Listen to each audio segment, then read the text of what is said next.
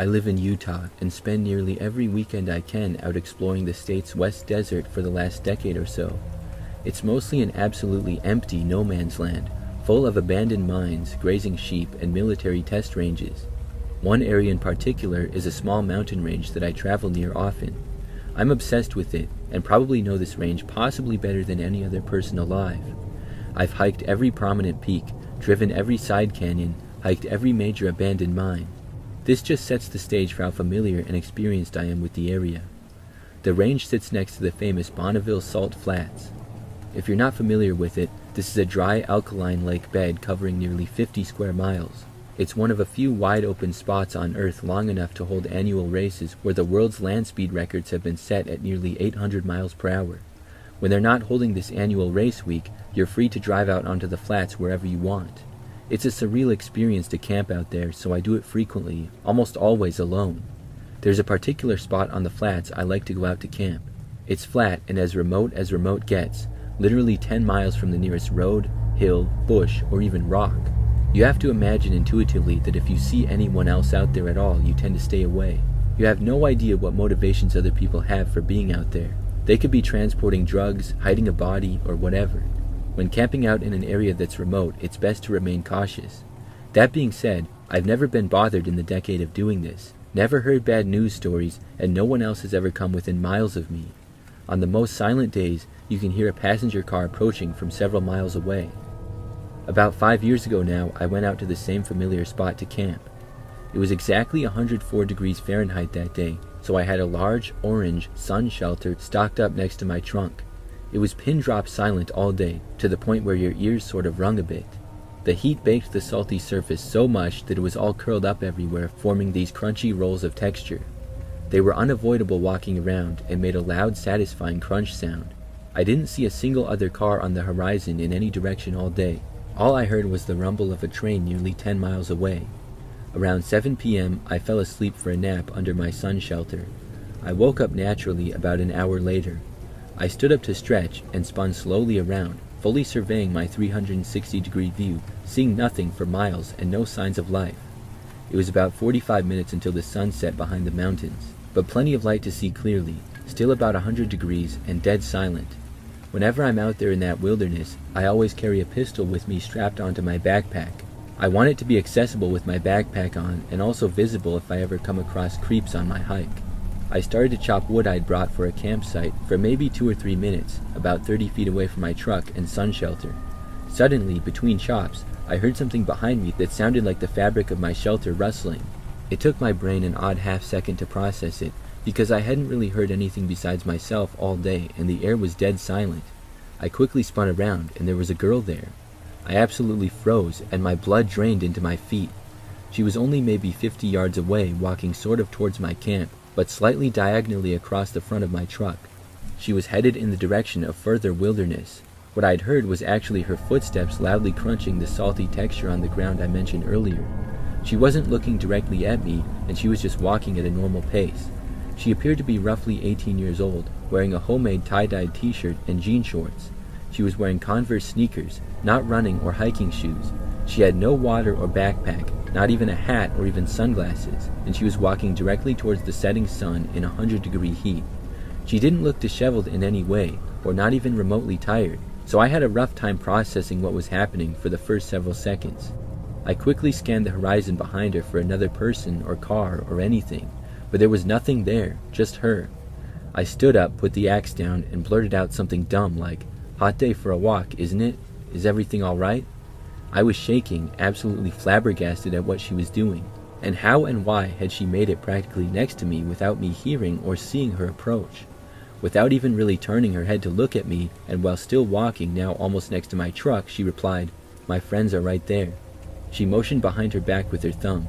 There was nothing behind her as far as I could see, many miles. She continued on past my camp towards the mountain range miles away to the northwest. I was so surprised to have human contact in such a remote spot, and so suddenly, that I really had nothing to say. By the time I thought to offer her water or ask if she was okay again, she was almost 150 yards away, but I could still hear her crunchy footsteps as if she was right next to me. I grabbed my binoculars and just stared intently as she continued on. I fully expected her to vaporize into some mirage, or for me to wake up in my chair again. My jaw was on the ground in shock. I sat against my truck for a full 15 minutes, never taking my eyes off her in the binoculars. She never once looked back at me or changed her pace. She had to have been nearly a mile away at that point, and I could still hear her crunching footsteps plain as day.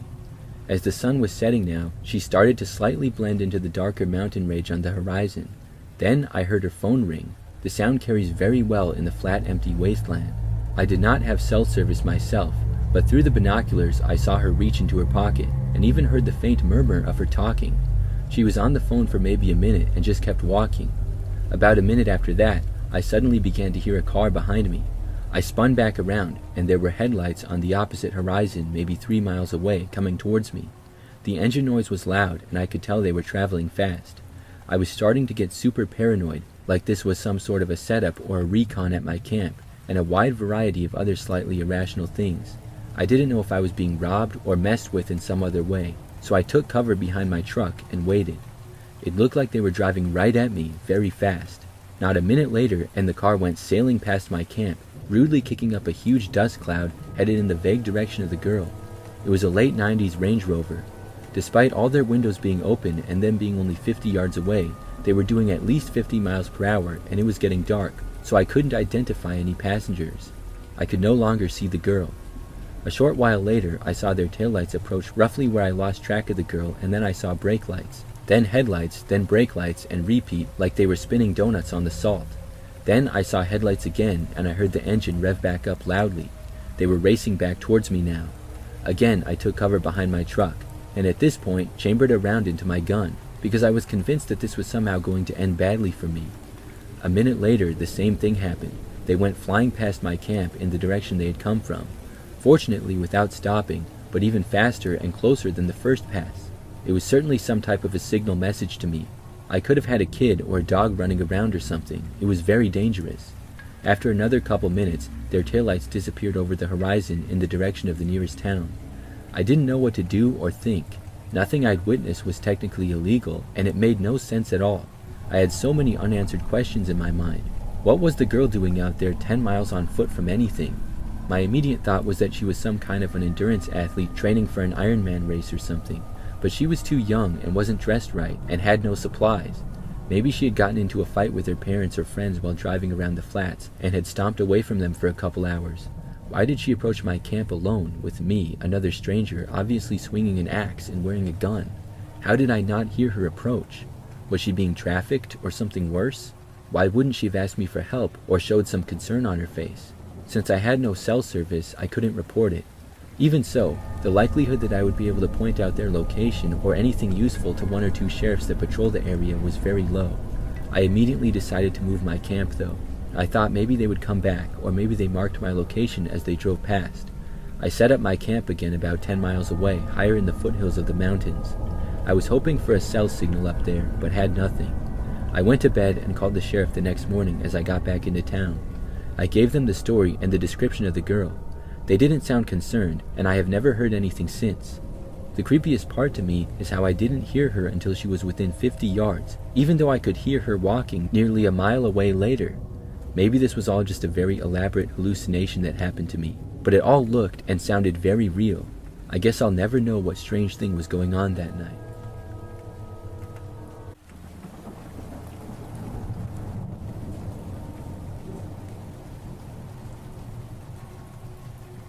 The story I'm about to tell you isn't like the other stories you might hear about someone getting stalked or followed. Unfortunately, I was the stalker, and I was the one following somebody. I'm not proud of who I was in the past, but I can't change it, so I just accept it and tell my story. Maybe there are others out there who will stop being like who I was. So this happened about 6 years ago, so it's not who I am anymore, but I used to stalk people whenever I got the chance. I had a particular interest in certain individuals, but I could never really find the right person to engage in with any type of stalking way.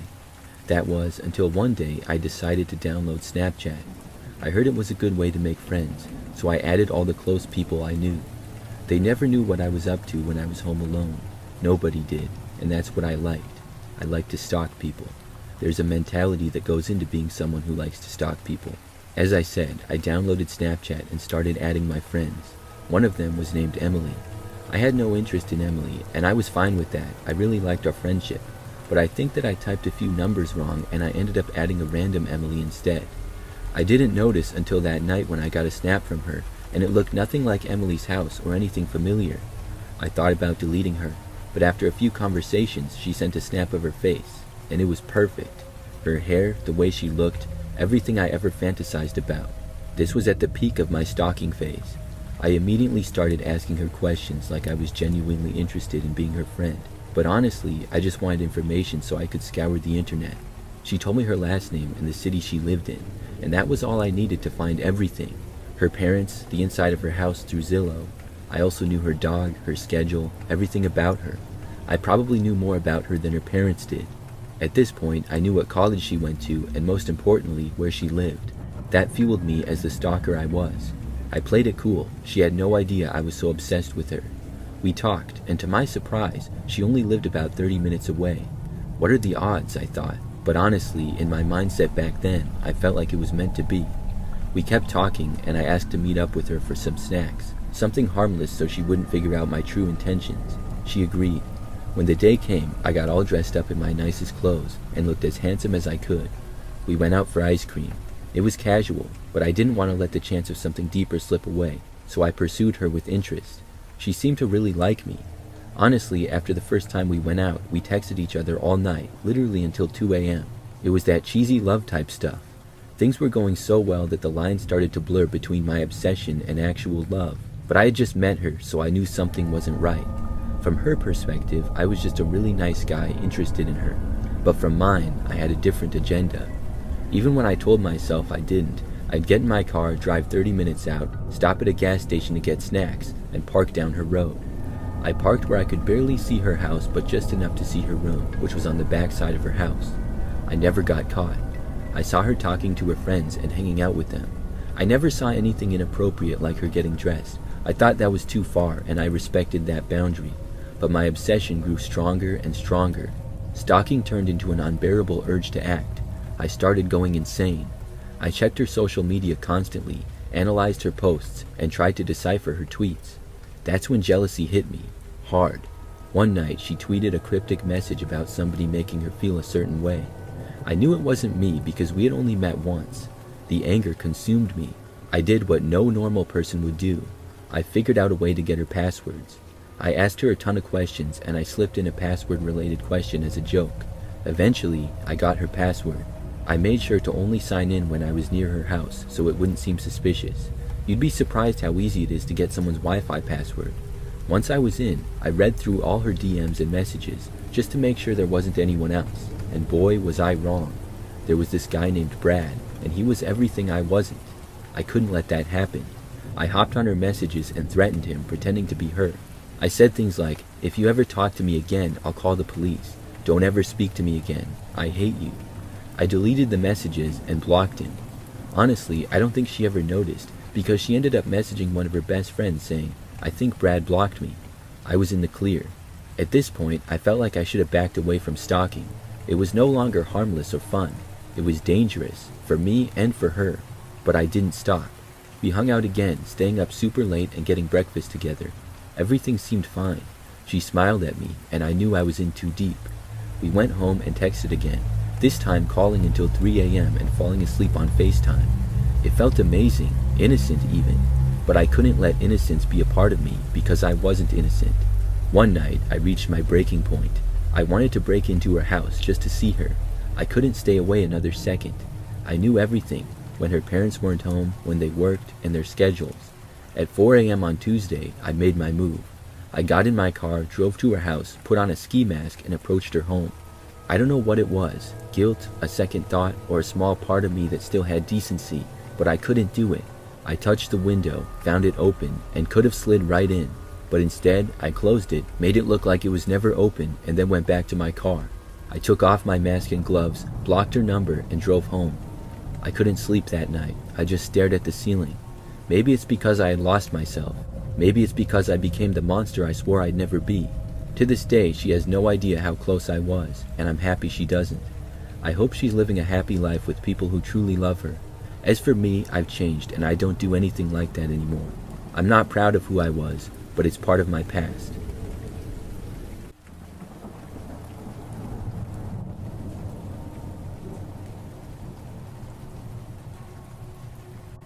I'm a hunter, and I like to hunt wild boar specifically. Though I have been deer hunting and have been known to get a turkey for Thanksgiving, I mostly hunt boar. For those of you that don't know, boar is a big problem in the United States. Given that pigs eat anything and everything, it's not hard to see why the Department of Fish and Wildlife makes it legal to hunt them with almost no restrictions.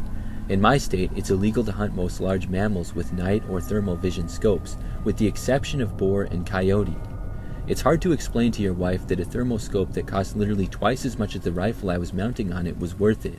But I bought it, took it to a range, and sighted it in. There was an area that was peppered with boar activity that I knew would be perfect for a night hunt.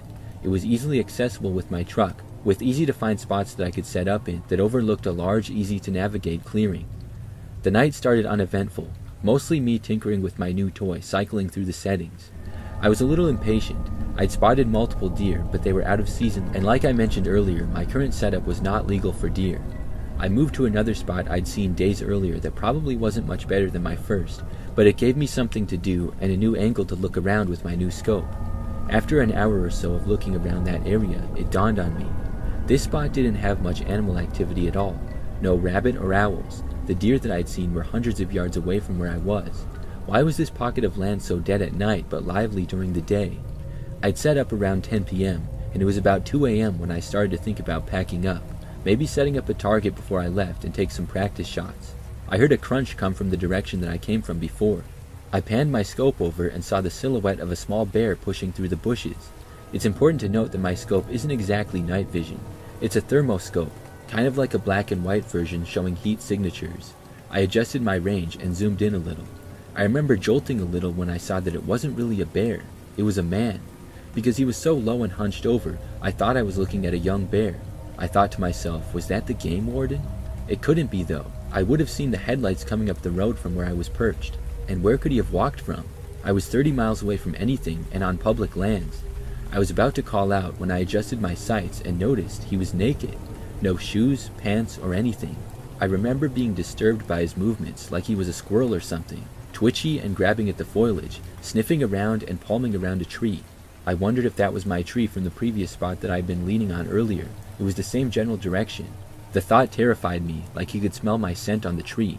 Then he did something I still have nightmares about today.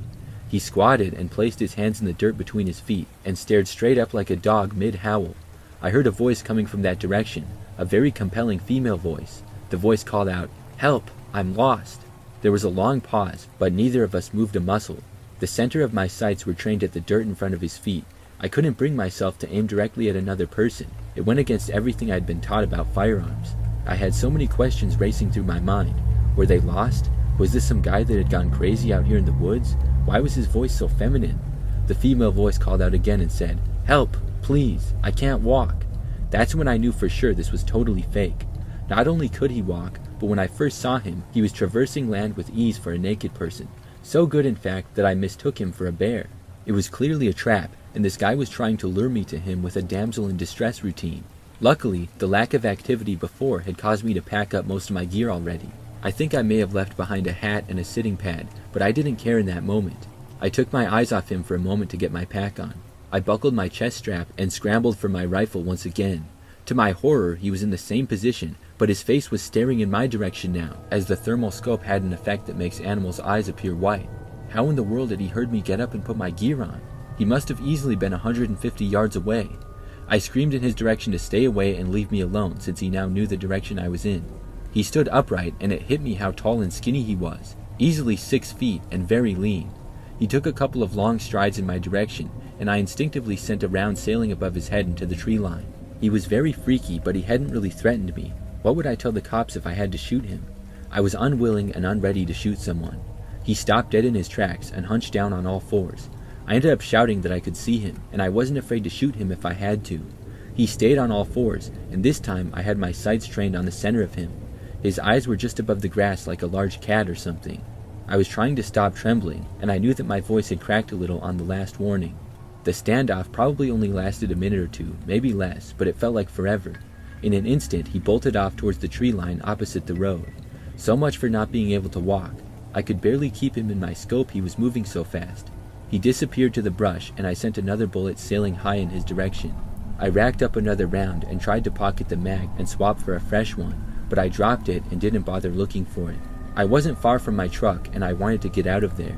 I could hear him in the distance yelling this weird sound that could have been a laugh or a cry. I scrambled up the trail and arrived at my truck breathless. I tossed my gear in the cab, but kept the rifle in the passenger seat and sped off.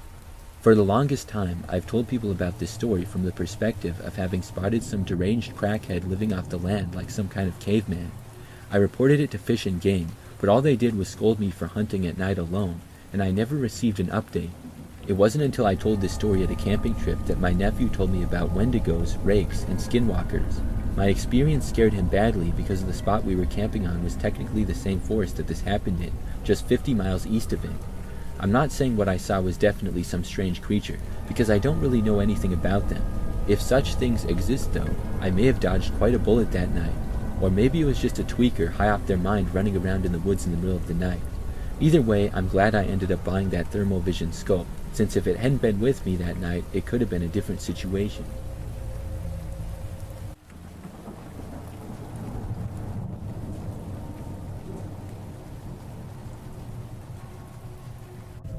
This happened many years ago. I think I was 12 at the time. I grew up in a nice neighborhood in an old 2-story Victorian house. We lived in the foothills of the Santa Cruz Mountains on a corner of a quiet street. It was a cool area to grow up in, lots of nature to explore, and few fences to stop kids and their dogs from exploring it. I'm the oldest of 4 kids, but my parents didn't think that I was old enough to stay at home and take care of them by myself for a night. So they hired a babysitter to watch us on that night. I had a huge crush on her. She was 17 and gorgeous, so I was okay with the deal. It was just a normal summer night, warm with a bright moon. At the time of this story, it was late, probably around 11 p.m. My brother and sisters had gone to bed already, and I was up reading in my bed while the babysitter was watching TV downstairs. My little brother and I shared a big room on the second floor that looked out over the front yard. I was reading in my bed when suddenly my brother, in a frightened voice, called my name. I thought he was dreaming at first, but then he stood upright in bed and stared out the window. This obviously freaked me out, so I ran over to him. My brother then pointed out what he was looking at and asked me, "Who's that man?" Down in the front yard, about 20 yards away, was a lanky, long-haired man looking up into the sky. His arms were outstretched and he was slowly spinning. Then he started moaning. I immediately started to panic. I jumped up and ran out into the hallway. For once, I was glad that my parents had not put me in charge. Waiting for me in the hallway were my sisters, who had already been woken up by the noise outside. The sitter also came charging up the stairs. She had wide eyes, which made me really scared. Nobody seemed to know what to do, and the sitter wasn't offering any ideas. For some reason, I decided to call our neighbor across the street. He was a true curmudgeon, but he knew us. I figured that he wouldn't be scared. I grabbed the house phone and he answered after a few rings. I asked him if he saw anyone out front. We saw the man in the front lawn, and my neighbor had a clear view from his house.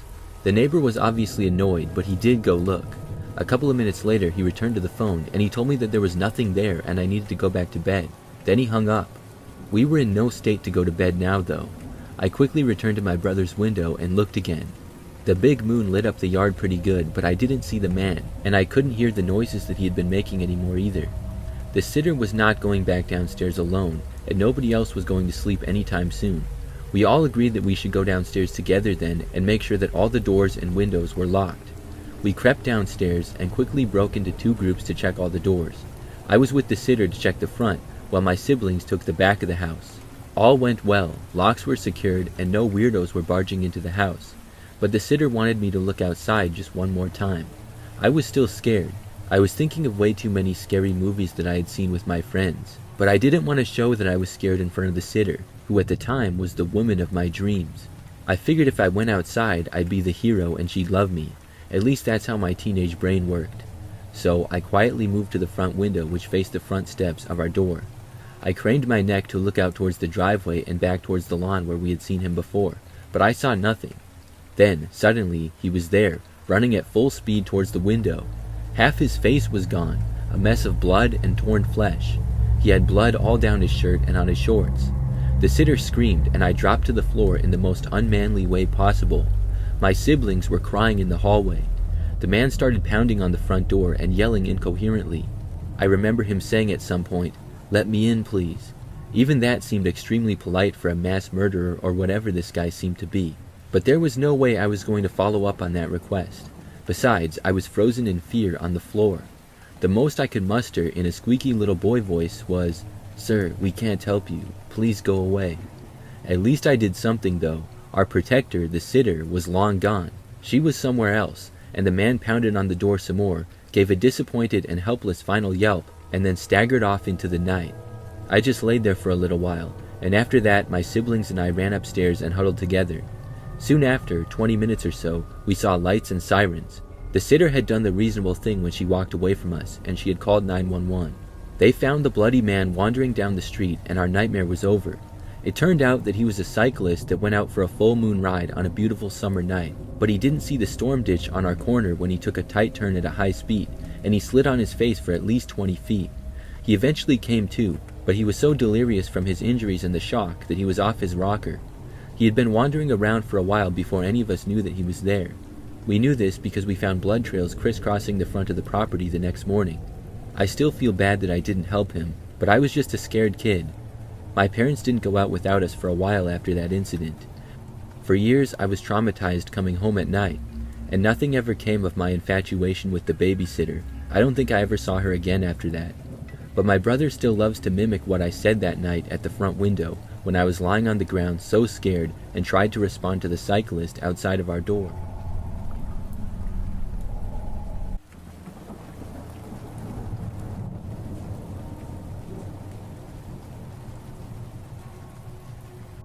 Back in the 90s when I was in high school, I was very good with my hands and worked jobs like construction, demolition, flooring, and auto mechanics. One of the jobs I did was working for a guy doing remodeling projects, like at restaurants, bars, retail shops, and typical commercial projects. I went to school during the day, of course, and would sometimes work after school or weekends. For the guy I worked for, it wasn't uncommon for him to leave me alone at a site and have a list of things for me to do alone, mostly demolition work. He picked me up one Saturday morning as I didn't have a car or license yet, so he would pick me up and drive me to sites for work and then leave me alone there. I rarely worked with his other crews as they were the more skilled laborers, so I would tear up the place before the main crew would come in and do all the remodeling. Here's the part that was my major downfall to this story. I didn't pay attention to where we were going. I was too busy talking to him, and I think we were talking about cars or something. It took a long time to get to the site, and as we drove up, it was in the middle of nowhere in the Mojave Desert. I knew we left the highway and went down a few other 2-lane highways for a long distance, but I had no idea where we were. I had a big jug of water with me because the water to the house I would be working at was off. When we pulled up to the house, I pulled all my tools out of the truck before he left, and he then drove to another site that he would be working on. He told me that he would be back to pick me up at about 5 or 6 p.m., since it should only take me until then to do what I needed to do. That was always his way of saying, "I'm only paying you till this time, so you better get everything done by then." It was never unfair, and we always had a good understanding on time and tasks. He drove away, and I was at this property all alone. I walked into the house, and it was mostly empty. My job was to remove all the remaining furniture, contents, and appliances, remove all the flooring, gut the kitchen and bathroom, and remove all the wood paneling. I was used to being on sites alone and working all night, and this was in the daytime on a Saturday, but the house kind of gave me the spooks. The house was old, dark, musty, and kind of cool inside, the kind of cool that gives you the goosebumps. I started removing all the junk from the house, as I normally did on a project. I tore up all the flooring next, and to my delight, everything seemed to come up with ease, and it was rip, cut, and toss. I took a big demo hammer to the kitchen and tore it apart in less than an hour. I ended up using the big jug of water that my boss had given me to wash my hands and face periodically, so by late afternoon, I was down to my last drink and had already ate everything I brought. No worries though, because I would be getting picked up in a couple of hours. I finished all my tasks and even swept the entire place so the next crew could get right to work later that week. At that time of year when I was out there, it wasn't a typical hot desert day, but you know in the desert, as soon as the sun goes down, it starts to cool rapidly. I had a flannel shirt, but that wasn't enough, and it was starting to get dark. My ride was running late, so all I could do was wait. This was the time before cell phones were common, and there was no electricity, water, or phone service in the house. I climbed up to get to the top of the roof of the house to get a better look to see if I could see something in the distance. Miles down a smaller road, I saw a few homes, but those homes were all dark. My first thought was to hike down to a neighbor's house and ask them to use a phone. I didn't want to leave though, in fear of missing my ride, especially since it didn't look like anyone was home since no lights were on in any houses. I started to think about my options as darkness approached fast. My options were either to stay at the house until morning, hike what little water I had a few miles in the desert at night, or wait until early morning and hike out there to some sort of civilization. I decided my best option was to just stay and hope that my ride would show up. It also suddenly occurred to me that no one knew where I was except my boss. I don't know if he told anyone else where I was either. My family wouldn't miss me until maybe Sunday night because they knew me and how much I would work, and they never worried about me not coming home. As full darkness was all around me, I didn't have a flashlight or any way to make a fire, but luckily the moonlight was bright. It was getting cold outside, so I went back inside the empty, creepy house that somehow seemed even more creepy when mostly empty. At about 8 p.m., the batteries on my radio, which was my only source of a little light and noise, started to die. I grabbed an old wooden chair and just sat in the living room of this house doing absolutely nothing except waiting. I started to hear the wind and odd noises, which I assumed were animals in the distance. I started to shiver from the cold, and my mind might have started to play tricks on me. I saw shadows moving outside and inside the house. I also started to hear someone talking, like whispers or something. I was sure I was going crazy and got up from my chair and yelled out hello, and just as I did, I heard something fall on the other side of the house. I had enough of this creepy house, so I went to go outside again. At least in the moonlight I could see better. Off in the distance I heard noises and saw movement, but couldn't make out anything. I had a pile of tools by the edge of the house ready for when my boss picked me up, so I ran over there and grabbed a heavy pry bar. I was ready to defend myself for whoever was out there. I had to keep moving, because my undershirt and flannel shirt were not enough to keep me warm. The wind was also starting to pick up, and as far as I could see there was no lights around me. I didn't want to try to make it up on the house again out of fear of falling in the dark, but I got up on top of the gate just to try to gain a little bit of height to see if I could see some house lights nearby or car lights. My mind went to the stories that circled around at the time, about people who would come up to the Mojave Desert and bury bodies, how there were evil groups out here, and how people would go missing for no reason. Every noise had me on edge, and every shadow had my heart pounding. I knew no one was in the house, but I was sure I could hear noises from inside. I huddled up on the front porch for warmth, looking in the living room window, expecting to see someone at any moment. By around 11 p.m., I looked at my watch, thinking this was going to be a long night, as all this stuff only happened since it got dark. I didn't know how I was going to make it for another 6 hours until daybreak. Closer to midnight, I was wide awake. My eyes were only fixed on the dirt road, thinking that any time now a car would come down and maybe they could help me. I remember casually turning around to look back to the house, because all this time I kept hearing noises, but I told myself it was a rat or some animal. I saw a shadow of a person moving from the kitchen to down the hall.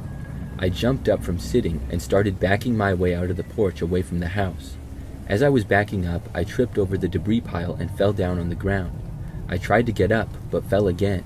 It was like something pushed me down, or my imagination, but all of a sudden these bright lights were coming closer to me as I was laying on the ground. I saw my boss standing above me with a flashlight, wondering what I was doing on the ground. I was just so glad to see him. I wasn't mad. I just asked him what happened. He said that he was sorry, but he thought the other crew was coming to get me, and they thought he was coming, so no one actually came. He said it wasn't until later in the evening he asked the other crew leader about how far along the house I had got, and that's when they realized I was still out there. My boss felt really bad and told me he was going to pay me for the entire time I was out there. As he was driving me home, I asked about the house and told him how creepy it was. He said he didn't have any information on the house and only just knew what we were supposed to do. I don't know if I was going delusional or something, but that time I spent out there by myself, lost in the middle of the desert at night, was the scariest night of my life. What was so weird is I never saw any headlights of a car approaching. My only memory of being rescued was seeing my boss standing over me with his flashlight. I'm not exactly sure what happened that night, but it was so creepy. After that, I made sure to always keep extra batteries, a flashlight, and double the amount of liquid with me.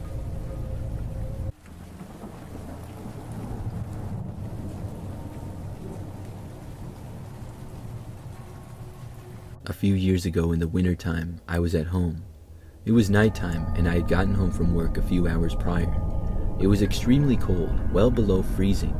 I was cozy though, and on the couch in the living room with a heated blanket and some hot chocolate. I was watching a movie and it was very relaxing. However, my relaxing night was interrupted. Out of nowhere, I heard a knock on my front door. I got up from the couch and walked over to the door. When I got there, I saw a man who looked very cold standing there. He was not wearing a coat, and I could see he appeared to be shivering. Still, I did not recognize him. I didn't really want to answer the door, but for some reason, I did. I opened it, and the man started talking immediately. He said right away that he was sorry for knocking on my door so late, and he didn't want to seem sketchy. Then he said that his girlfriend lived down the street and she had just kicked him out. Apparently, he didn't have a car or a ride and was literally freezing, so he came to my door. The guy told me that he already called his friend to pick him up, but he couldn't stand to be outside anymore. He was wondering if he could wait just inside my front door to get out of the cold. I wish that I would have said no, and I know it was stupid, but I said yes. I feel foolish about it. I should have known better than to let a random man into my house at night. But his story was very convincing, and if I said no, I would feel like a jerk. I didn't want him to get hypothermia or frostbite out there because of me. When I said yes, at first the man seemed very grateful and nice. He said that he wouldn't track dirt into my house and would just stand right by the front door the whole time. I stood a little ways away and asked him how far out his friend was. The man told me maybe 5 to 10 minutes. I felt better knowing that it shouldn't be very long. For the next bit of time, it was pretty awkward. On one hand, I had so many questions, but on the other hand, I didn't want to ask. Like, why did his girlfriend kick him out, and who exactly was his girlfriend? I mean, I knew some of my neighbors, but I didn't really know most of them that well. And did he live with her, or was he just visiting? I figured he didn't want to talk about that though, so I tried to just make some small talk about the weather. I said, "Boy, it's cold out there." The man with a red, frozen-looking face said, "I know," with a small laugh. Then we just kind of stood there looking around. He was mostly looking out the window towards the street, and I was standing on the edge of the living room also looking out the window, just hoping that his friend would get there soon. Then, finally, at last, I saw headlights and a car coming down the street. The car then pulled over to the side of the road. The man said that was his friend.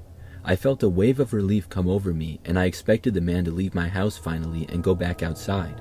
But he didn't. He just kept standing there and watching the car that had already parked.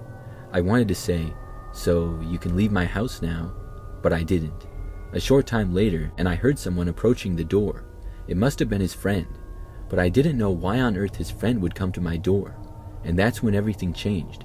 The man inside opened the door, and then not one friend, but 2 men entered my house. I was very confused to say the least. The 3 men then started to approach me. I knew at that point that I had made a massive mistake by letting this guy in my house. One of the guys demanded my cell phone and asked where it was. It was in my pocket, but I said I didn't know where it was in a panic. He yelled at me, and another guy grabbed my arms. Then, one of the men literally grabbed my phone from my pocket. When they got my phone, the guy sort of let me go. I'm not sure what they were planning to do, but without hesitation, I sprinted for the door. I quickly ran out and left my house. The men did not chase after me. In fact, after I made it out the door, they closed the inner door and I heard them lock it. I ran through the front yard and I sprinted for my next door neighbor's house. I was just hoping that they would be home and awake and able to help me. I ran all the way there and I didn't even feel cold from the adrenaline. As I got to the door, I loudly banged on it. Thankfully, my neighbor answered pretty quickly and he recognized me. He let me inside and called the police. I waited there for them to arrive and it took roughly 10 minutes.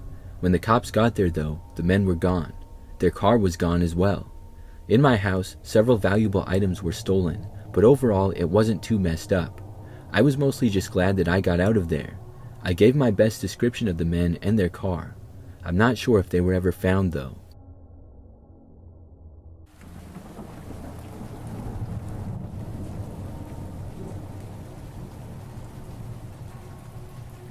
I live not too far away from a very large mall.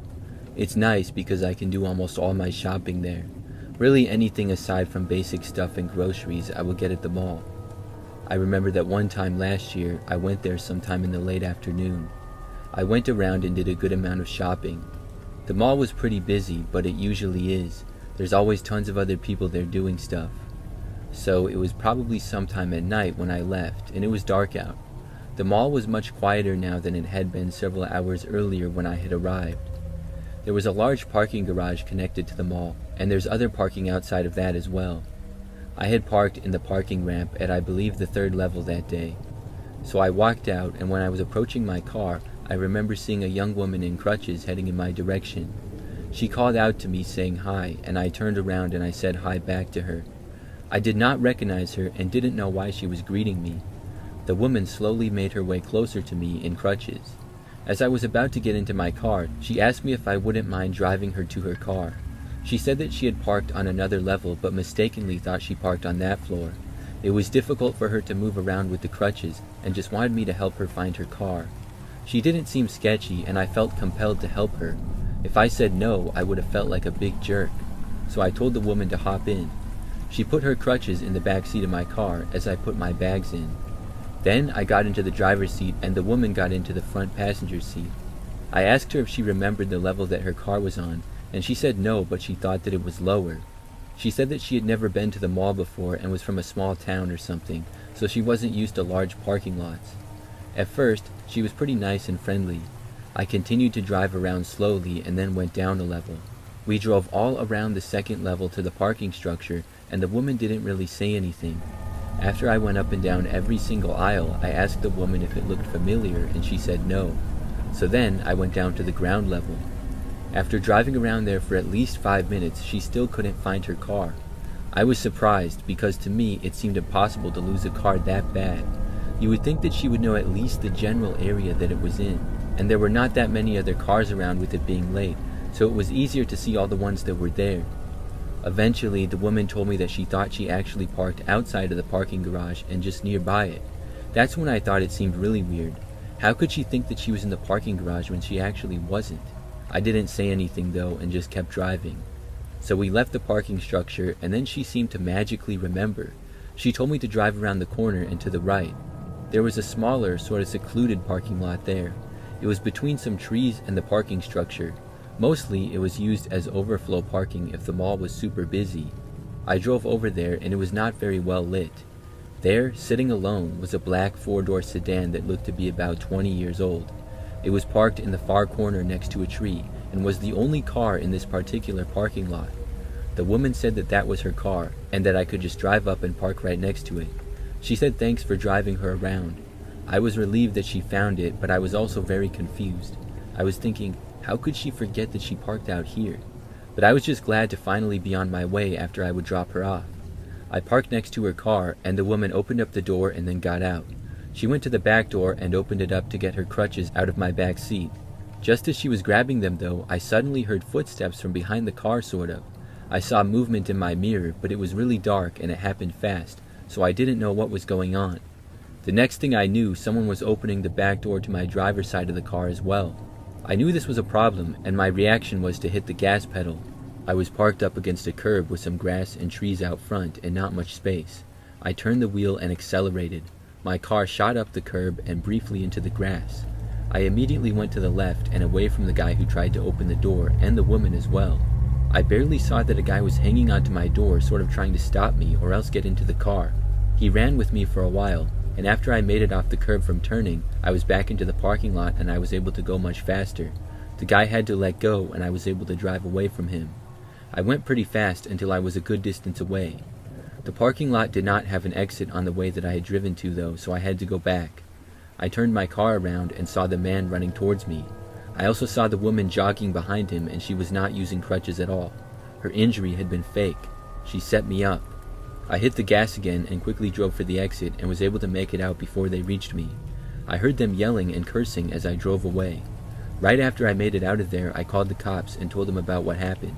I'm 90% sure that they got out of there though before the cops arrived. Looking back, I'm just happy that I made it out of there safely. I'm not giving any random strangers a ride again.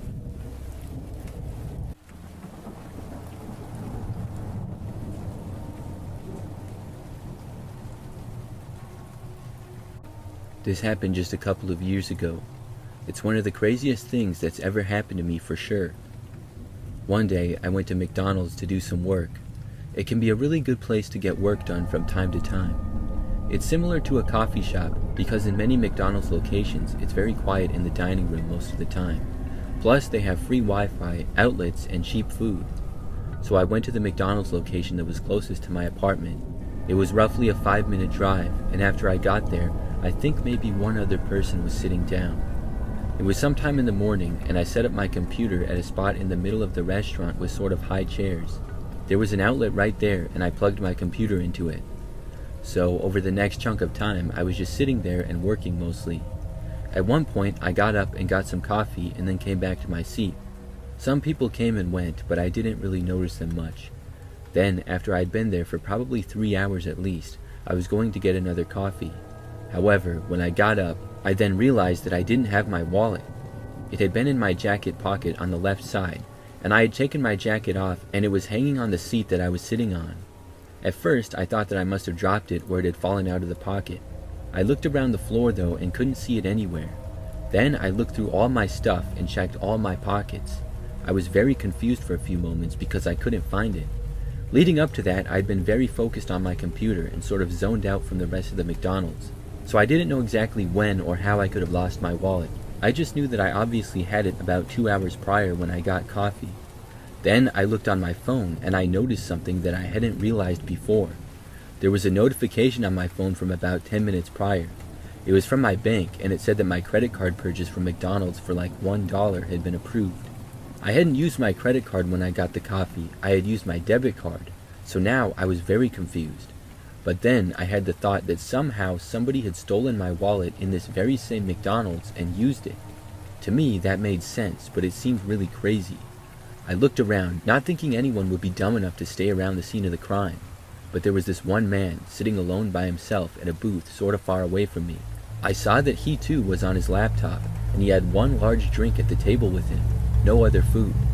Other than that, there was a man and a woman sitting who were both eating food. I thought that maybe the guy had stolen my wallet, then he had used my credit card to get the drink.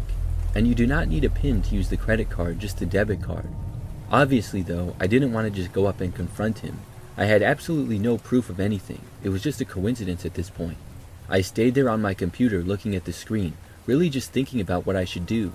I was about to cancel my credit card when I saw the man get up from his seat out of the corner of my eye. He walked over to the little screen where you order. When he did, he sort of went out of my sight, so I didn't see what wallet he took out or what card he used. But then, literally right after the guy walked away from the screen, I got a notification on my phone. It said that another purchase from McDonald's had been approved. This one was for more money. At that point, I knew that this was the guy for sure who had stolen my wallet. I couldn't believe that he had the nerve to stay in here while I was still there. It was almost like he was mocking me. He sat back down at the booth after that. At that point, I got up and I walked over to him. I went right up to where he was sitting and he looked over at me. When he did, I said, "Give me my wallet back." The guy didn't say anything and I demanded it again. I told him that I knew he had stole it from me.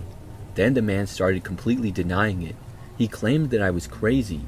I told him that I had proof, and I started to go on about how I saw him using my credit card and I had a charge for it. I was taking out my phone to show him, and as I was saying these things, the man put his laptop into his backpack quickly and then started getting up. He walked right past me as I was still talking to him. I knew that he was going to try to leave, so I followed him. He left the McDonald's building and I tried grabbing him, but he shoved me back and took off running. He ran to his car in the parking lot, so I quickly ran to mine. The guy left really fast, but thankfully the roads were not too busy, and I was able to see his car down the road when I left. He came up to a red light, which was kind of lucky for me, because he had been kind of far in front of me and he was also going sort of fast. At that point, I called the police. I got the guy's license plate and I knew the car type, so I relayed that information to the cops. And it's a good thing that I did, because after the light turned green, the guy pretty much sped away from me. He started driving faster and faster. At first, I was keeping up, but soon he started going 20 miles an hour over the speed limit and then 30 miles an hour over the speed limit. And I just wasn't willing to go that fast, so I slowed down and I let him get away, but I told the police the direction that he was going. At that point is when I realized that I had forgot my laptop and everything else at the McDonald's, so I drove back. This was maybe 10 minutes after I had left. When I got back to the McDonald's, thankfully all my stuff was still there where I had been sitting.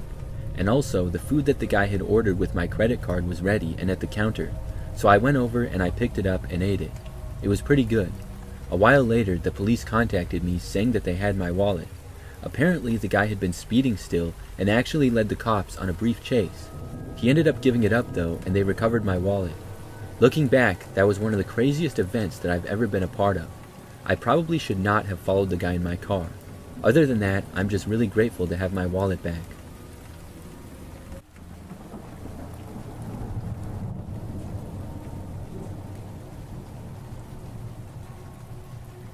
This is a story that's kind of collective. It's something that happened in my neighborhood about a year ago. It's a small, tight-knit community where we all participate in a neighborhood watch. Everyone is in this group chat, and there isn't a single person who's not involved. We typically don't have any wild situations, just small things like, hey, there's going to be a storm tomorrow, or someone left their tricycle out. You know, the kinds of things that make parents' lives a little less stressful. Honestly, the group is pretty trustworthy and cool. I like it a lot. All the families are in it, about 65 people in total, which is quite a few. We watch out for each other and it feels like a little community. One day though, everything changed. Up until then, we'd never had a scare, but someone reported seeing a strange vehicle just sitting on the side of the road. Like I said, we knew everyone in the neighborhood and in the group chat, so we immediately knew this person wasn't from our area. Maybe they were just passing through or admiring the nice houses. We live in a fairly wealthy area, but it seemed suspicious. We reported in the chat and decided to keep an eye out. The next night, the same car was spotted in the same place. Now we were all wondering what was going on. One of the parents, Sam, decided to walk up to the car and ask the person what they were doing.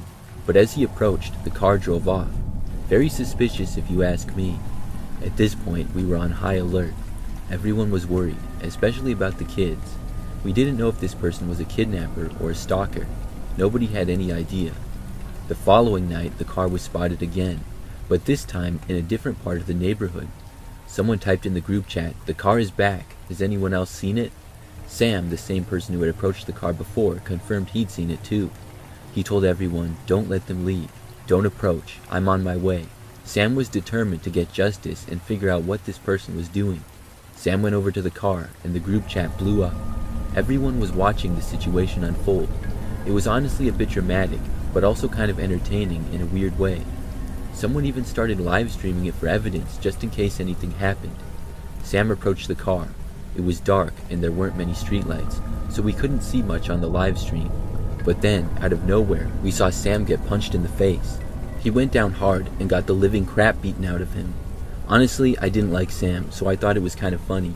He was always hating on people who were successful and lying about things, so I wasn't exactly feeling that sorry for him. The group chat went from entertained to panicked though.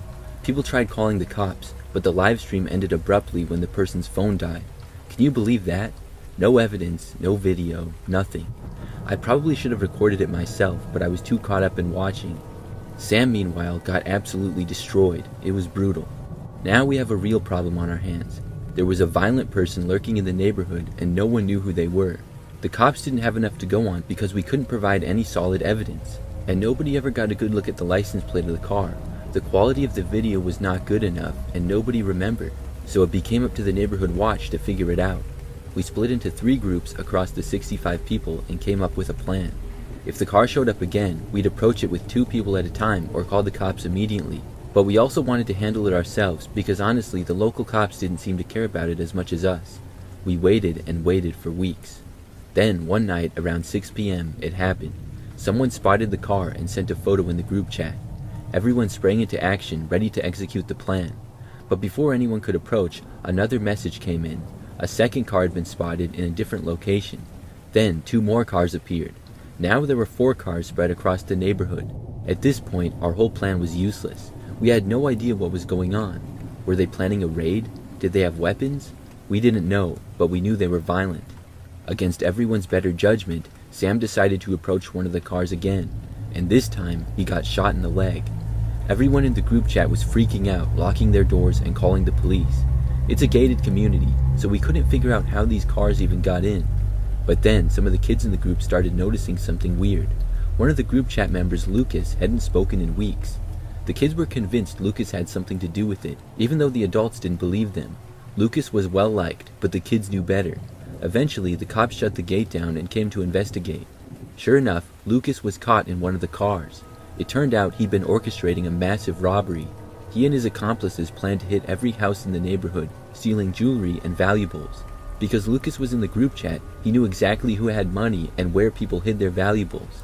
The whole thing unfolded over 3 months because police investigations take forever, but in the end, the robbery failed. It's crazy to think one of our own neighbors tried to pull off a heist like that.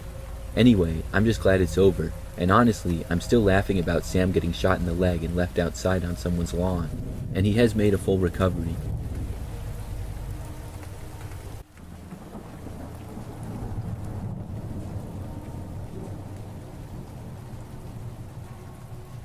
This is a crazy experience that I had when I went to an NFL game a couple of years ago. I live out east, and there's several NFL stadiums that are really not that far apart from one another. I was actually going to a road game one time when my favorite team was playing there. This stadium was not really that far away, so I was able to make the drive. Finding parking was kinda tough though because it was my first time at that stadium. However, I ended up finding a cheap parking ramp, except it was a good 20-minute walk from the field. But I'm in good shape and I don't mind walking, so it's fine.